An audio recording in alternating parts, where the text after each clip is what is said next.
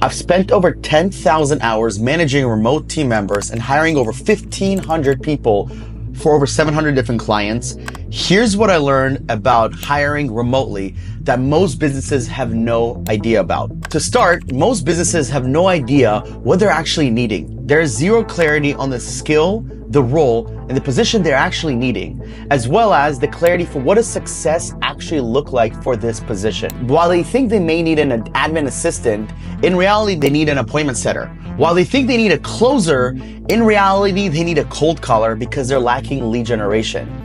So many businesses have the wrong idea of what a remote worker is, and what they're ending up with is a cheap person from another country that was not gonna get hired by anybody else, and they somehow think that this one person that they hire for $2, $3 an hour is gonna come in and solve their issues. The truth is, you wanna hire people with clarity, that have the right expectation, that are in the right seat at the right time, that are gonna help you make a difference from day one.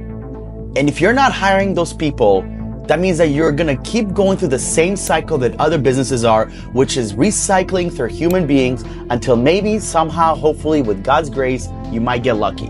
And guess what? Nobody became a millionaire through luck unless they won the lottery. To build a real sustainable long-term business, you must have the right systems, the right team, and the right leadership in place in order to start, grow, scale, and maybe even sell. Guys, my name is Omer Bloch. I'm so excited to dive into this video because as I've sat there and thought to myself, I have genuinely spent well over 10,000 hours managing my remote team members, and internally we have over 20 team members from multiple different countries, while also helping hundreds and hundreds of clients hire for so many different industries and so many different positions.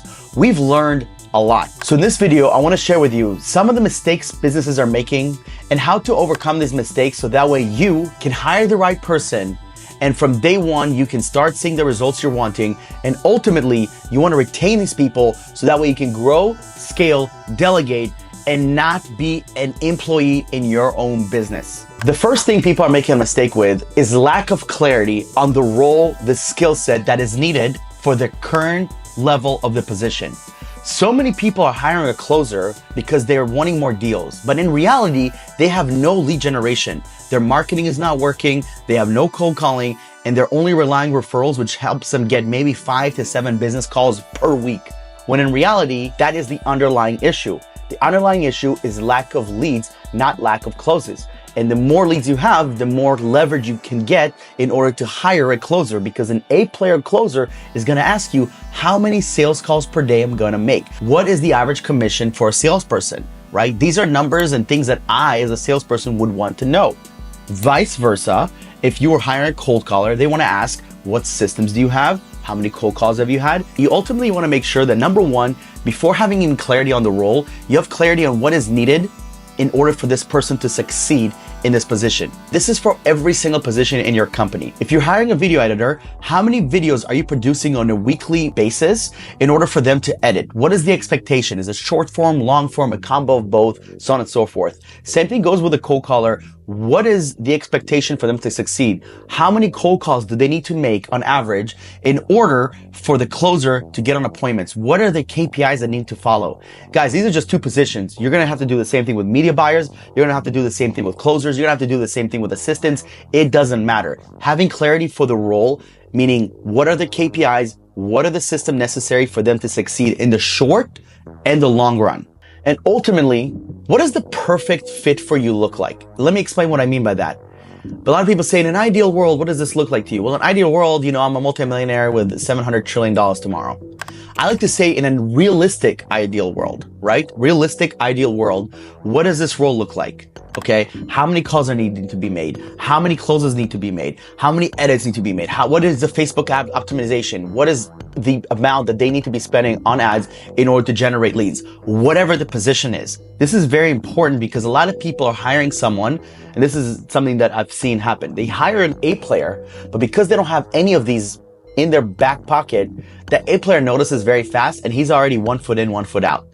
Another thing that happens, they have everything right, but they hire the wrong person. Now, obviously, that's a different situation, but you want to make sure as you are attracting the right people that you have a succession plan, a clarity plan, and the overall quote unquote perfect fit in a realistic ideal world. Number 2, attracting A players.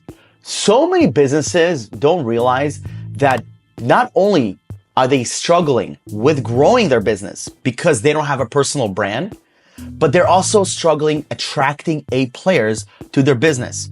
They don't have a website done, and if they do, the website looks like it was built in 1997 on Microsoft. They have no social media brand. Their company can't be found anywhere. LinkedIn, they have 17 followers. They haven't used it in so long. And in their head, they're like, I don't want to build a personal brand. I want to be low key. Cool. You don't need to build a personal brand, but your business needs a personal brand, because 2 things happen when you have a personal brand. 1, you're able to attract the right clientele. Hence why we're making these videos, and we want to help people, provide them value, and maybe in the future we can partner with them and help them hire. That's for us.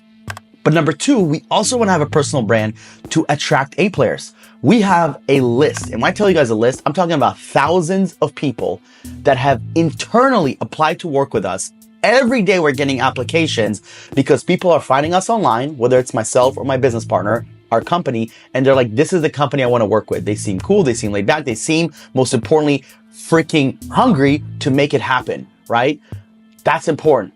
Because if you look me up, if you look our company up and it's like, man, these guys look crazy, they have wacky videos, whatever the case is, I don't want to work there, you're already not qualified. That's cool. That we're not qualified for you. That's fine. So we're attracting a very specific type of person to work at our company. What attracting A players means is when they do research about you, what are they finding? What articles are written about you? What are other people saying about you? What does your social media say about you? The better and stronger your brand is, the more likely you are to hire A players. And one of the best things that I've ever done is that we've added an internal way for candidates to apply with us on our website. So many of your guys' websites only have clients to apply to work with you, but people can't apply to work with you. There's not even a section. They have to go on LinkedIn and hope and pray someone sees it. They have to send you an email and hopefully someone sees it. That's insane. If you want to attract A players, you do what other companies do, which is having a tab on their website and having all the roles that you would have internally and have them apply. This is where my terminology comes in, ABH. You probably have heard of ABC, which is always be closing. ABH is always be hiring. Whether you're hiring them right now, it doesn't matter. You always need to be looking for talent, just like you always need to be looking for prospects and clients to work with. Number 3, things to look out in the interviews. So before I dive into this, here are some things you want to look out for before you get on interview. Number 1, review the resume in detail. Look for the person that you're hiring. If they are bouncing from job to job, why that's happening, that needs to be called out on the interview. And something that I look for even deeper is I want to see how long has this person done one job, at least in one field, meaning if they've been an appointment setter, how long were they doing this for? I don't like seeing someone that's an appointment setter one day, cold caller another day, closer another day, acquisition specialist another day, and they keep bouncing from job to job to job. Even though it's in the same type of industry, they have not been able to do one thing for a long period of time. By long, I mean at least 2 or 3 years. Right? I'm not expecting them to be doing this for 30 years, but at least 2 or 3 years tells me that you've done something long enough, one time, hopefully for one company, to be able to actually progress in your skill sets. On the interviews, you want to see how this person thinks by asking them very meaningful questions, right? Of course, in the beginning, you're going to ask, hey, what made you schedule the interviews with us? What made you apply? What made you interested in this company? And the basic questions that you want to ask. One of the best questions to ask, and I usually do this in the middle, is I edify the person I'm interviewing, meaning, look, man or woman, you have 3 years experience as an appointment setter. You've worked in this industry. You have a very good resume. You seem very sharp. You speak very good English. You've been giving me concise answers. Why should I not hire you? Do you see what I just did there, guys? I love giving them a lot of hype and then reverting to why should I not hire them? And this tells me the ego this person has. This tells me their mindset on certain things. And ultimately, I get to see why should I not hire this person? A lot of times, I've actually not hired someone because of what they told me. Maybe it's a situation thing. Maybe it's something that they were holding back from telling me, whatever the case may be. This is a very important question to ask, but you want to ask them more meaningful questions. Another thing I love to do is I love to role play as if they were selling my product. Even if they have no idea what I'm selling and no idea how to do it, I want to see their cognitive way of thinking about the research they've done about our company and seeing how they would do it. Some people, because they haven't done any research or very lackluster research, they struggle with this. And to me, if I'm hiring a closer, appointment setter, or someone client facing, I need someone that's quick on their feet, that can think of the answer, that can sit there and conversate with someone that's American, Canadian, older, younger, woman, men, South, black, white. I don't care. What I care about is, can you be quick on your feet? So these are some things that I look for on the interviews. Number 4, onboarding properly. Once you go through this process, you want to make sure when you hire someone, you're onboarding them very properly. What I mean by this is we have 2 ways of onboarding. You comment onboarding below and I'll send them to you. But our 2 onboarding processes is, one is our company onboarding, which goes over our entire company, mission, vision, everything that was on the job description, but we take it a layer farther and we actually ask them questions, align with them. What does vacation days look like? And just everything they need to know as a company as a whole. This is usually done by my executive assistant or operations manager, whoever's in charge of the company onboarding. But the second onboarding is the person that's in charge of training and helping this person shadow them. This is role onboarding. This is where we go over the specific role, the day-to-day, the resources, the training, and everything that is needed for this role, obviously including KPI, what does the performance improvement plan look like if they're not doing good, and just overall everything they need to know about the exact role they're being hired for, whether it's an appointment setter, a media buyer, a cold caller, an editor, designer, you name it, okay? The deeper your onboarding can go, the better. Do not have someone start day 1 and have not been onboarded and they're just starting with training. That is not the proper way to start any company. Every single Fortune 500 company or 7- and 8-figure company that we've worked with has an onboarding process. The more detailed the onboarding is, the better. And one last thing I'll tell you guys is I have literally onboarded people in the past, in the last 4 years. This happened to me twice, where after the onboarding, one person didn't show up again because they're like, I did not sign up for all this stuff. And another person that I let go because he was giving me flack and we were just not aligning on certain things that he might have misread, or maybe the expectation was not there. This is one layer that you can look into in terms of finding out if this person is actually serious about working for your company. Number 5 is retaining your A players. So as a startup, you want to make sure that the first bunch of people you hire, I would say the first dozen people, they are true A players. These people are going to be wearing a lot of different hats. Why? Because you're a freaking startup. You're not backed by venture capital. You don't have hundreds of millions of dollars in your back pocket to have a person focus on a single job. Now, of course, they're going to be focusing at times on one task, sure, but overall, there needs to be a lot of things done, right? My closer also sets appointments for himself, also confirms people, also does follow-up, also onboards people. There's a lot of things that he does outside of just closing deals. So why that's important for you is because retaining A players requires a few things. Number 1, A players want to see what is their growth trajectory. They're here now. How can they get to here and then here and then here? How can they grow and what does that look like? This includes, do they move up in leadership? Is there better pay? Is there better incentives?